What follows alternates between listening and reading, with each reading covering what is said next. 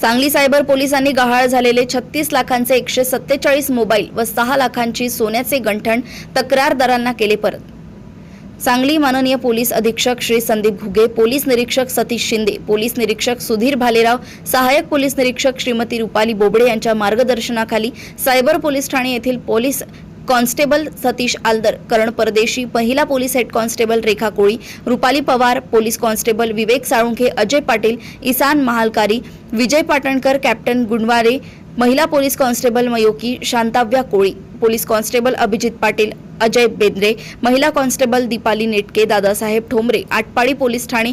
Syed Ali, Mulla Jat police Thane, Sandeep कोळी, सांगली शहर police Thane, Ganesh Bamne, Vishrambag police Thane, Sunil Madane, Sanjaynagar police Thane,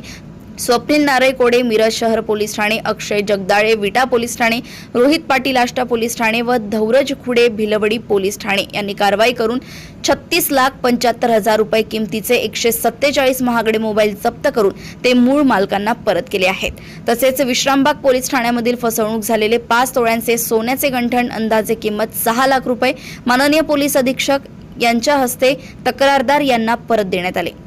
Sangli येथून सहसंपादक रणजित मस्के यांची रिपोर्ट।